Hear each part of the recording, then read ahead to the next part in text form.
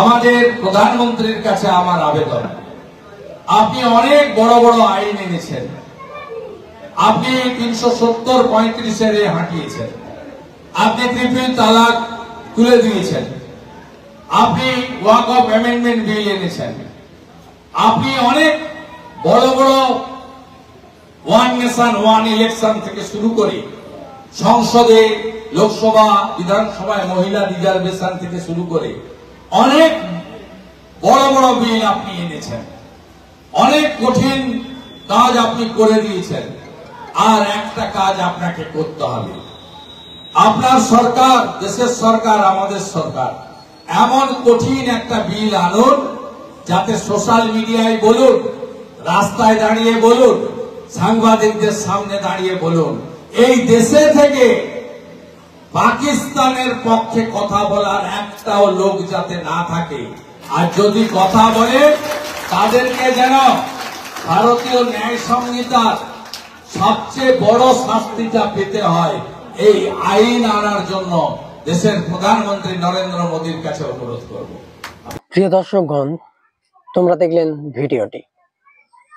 শুভেন্দু অধিকারী যে কথাগুলো বললেন সভাতে,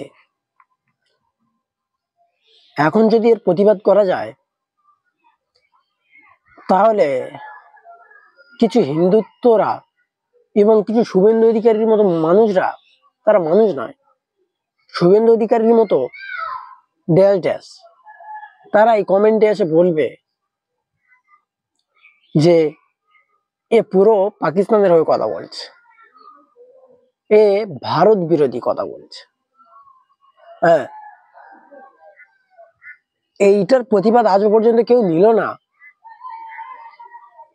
যে পাকিস্তান থেকে জম্মু কাশ্মীরে ঢুকে যে 26-27 জন পর্যটককে মেরে গেল, কিভাবে ঢুকলো আর কিভাবে চলে গেল, এই হিসাবটা এখনো পর্যন্ত কেউ নিল না। বরং তার পাল্টা জবাব নিচ্ছে এবং তার পাল্টা কথা বলছে এই বিজেপির ড্যাশ ড্যাশ। অর্থটা তোমরা বুঝে নিও। হ্যাঁ, এই শুভেন্দু অধিকারী যে কথাগুলো বলে গেল, এমন একটা নিয়ম তৈরি করো, এমন একটা সিস্টেম তৈরি করো যাতে পাকিস্তানের হয়ে যে কথা বলবে তাকে দেশ থেকে বার করে দেওয়া হোক, না হয় এমন একটা সিস্টেম তৈরি করা হোক যাতে তারা উপযুক্ত শাস্তি পায়। হ্যাঁ, উপযুক্ত শাস্তি পায়। এই শুভেন্দু অধিকারী নিজেই ভারত বিরোধী কথা বলেছিল। তোমরা হয়তো সে ভিডিও কম বেশি সবাই দেখেছো। হ্যাঁ, শুভেন্দু অধিকারী কম বেশি ভারত বিরোধী কথা বলে থাকে।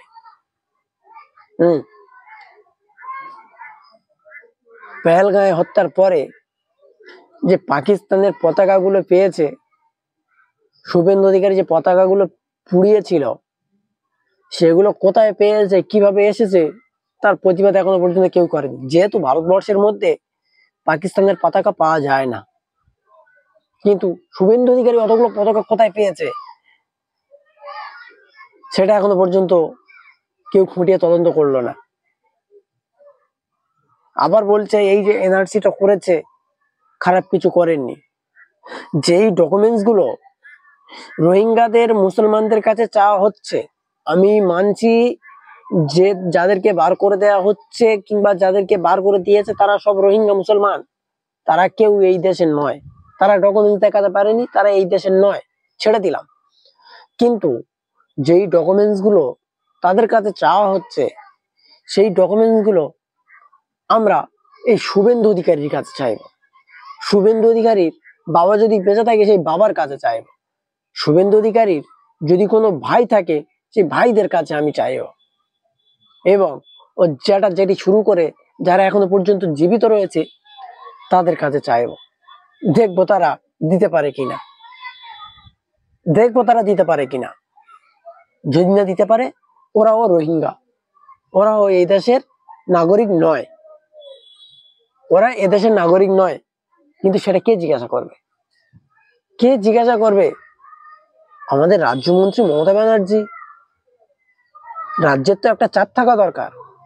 রাজ্যের মধ্যে এরকম বিরোধী দলনেতা সাধারণ মানুষদের উপরে কুকুর বিড়ালের মতো ব্যবহার আচরণ করছে, তা নিয়ে মুখ খুলছেন না মমতা ব্যানার্জি। তাহলে আমরা কি করব? আমাদের মতো সাধারণ মানুষদের শুধু চিল্লানোর সার, সাধারণ মানুষদের কথা বলার সার, বরং আমরা কাজে কিছু করতে পারছি না। আর কাজে কিছু না করতে পারাতে দিনের পর দিন তারা চিল্লেই যাচ্ছে। আর তারাই যেটা বলে যাচ্ছে সেটাই পরিস্থিতি ঘটছে, এবং তারা যেটাই বলছে সেটাই হচ্ছে। আর আমরা সাধারণ মানুষ এদিকে লাঠালাঠি, খুনোখুনি, এবং আমাদের ব্যক্তিগত বাবার সম্পত্তি এবং আমার দাদারা থেকে গেছে, ঠাকুর দ্বারা থেকে গেছে, হ্যাঁ, কিন্তু আমরা সেই জায়গায় এখন থাকতে পারছি না। রোহিঙ্গা হয়ে যাচ্ছি আমরা। এখন আমরা নতুন করে এদের কাছে রোহিঙ্গা হয়ে যাচ্ছি। তাহলে এই দেশের আইন, শান্তি, শৃঙ্খলা কিছু কি আছে? কিছুই তো নেই। হ্যাঁ, তাই যথারীতি আমরা সবাই এটাই মাথার মধ্যে আমাদের ঢুকিয়ে নেওয়া উচিত যে যারা এখন লাফাচ্ছে সুরক্ষা দেবো, সুরক্ষিত রাখবো, 2026-এ যদি আমরা ক্ষমতায় আসি, এই প্রতিশ্রুতি যারা দিয়ে ভোটটা নিতে চাচ্ছে, এই প্রতিশ্রুতির আসল মূল কারণটা কি সেটা সাধারণ নাগরিককে বোঝা উচিত। এখন বলছে হিন্দুদের সুরক্ষিত রাখবো, হিন্দুরা এই দেশের নাগরিক, এটা হিন্দুস্তান। কিন্তু 2026-এ আমি বলছি তোমরা মিলিয়ে রাখো এবং কথাটা লিখে রাখো, যদি এই RSS বিজেপি অর্থাৎ যদি ক্ষমতায় আসে, তো হিন্দু থেকে শুরু করে মুসলিমদেরও পর্যন্ত চোখের জল আর ভাত খেতে হবে। মিলিয়ে দিলাম। এখন যে রাস্তায় ভালোভাবে হাঁটতে পারছো, তখন সেটা থাকবে না। বাড়ি থেকে দিনের বেলা নিজের বউকে বার করে নিয়ে গিয়ে অত্যাচার করা হবে।